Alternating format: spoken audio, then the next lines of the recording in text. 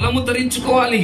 ఎలాంటి బలం ధరించుకోవాలంటే, ఏ మన జరగని నా విశ్వాసాన్ని మాత్రం నేను విడిచిపెట్టను, నా కమిట్మెంట్ మాత్రం నేను ఏం చేయను, సాక్ష్యాన్ని మాత్రం విడిచిపెట్టను. ఈ బలాన్ని ధరించుకోవాలి సీయోను.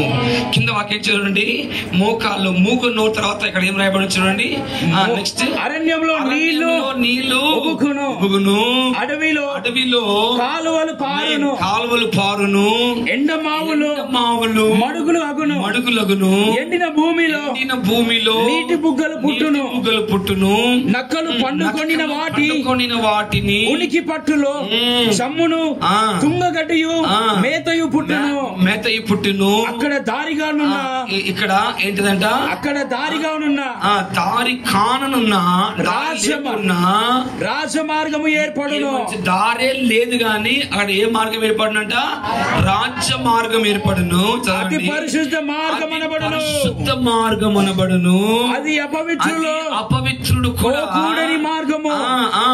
అది మార్గమున పోవానికి, మార్గము ఆ మార్గంలో పోవానికి ఏర్పరచబడును. మూడులైనను దానిలో నడుచుదురు, త్రోవను తప్పక ఉందురు. అక్కడ సింహం ఉండదు, క్రూర జంతువులు దాన్ని ఎక్కువ, అవి అక్కడ కనబడవు. విమోచించబడిన వారే అక్కడ నడుచుదురు. యెహోవా విమోచించిన వాడు పాటలు పాడుచు తిరిగి సియోనుకు వచ్చెదరు. ఎక్కడ వచ్చెదరు? తిరిగి సియోనుకు వచ్చెదరు. హల్లెలూయా. వారి తలల మీద నిత్య ఆనందముండును. అది కిరీటం. ఆ నిత్య ఆనందం అన్నది ఒక కిరీటం. అది కిరీటం ఉండును. వారు ఆనంద సంతోషములు గలవారై వచ్చెదరు.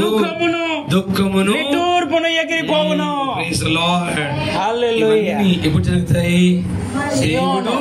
దేవుడు మనలో ప్రకాశించినప్పుడు. అన్ని మాటలు మీకు తెలుసు కానీ ఒక్క మాట చెప్తాను. అక్కడ మార్గము కనబడదంట. మార్గము లేని చోట్ల రాజ్య మార్గం వేయును.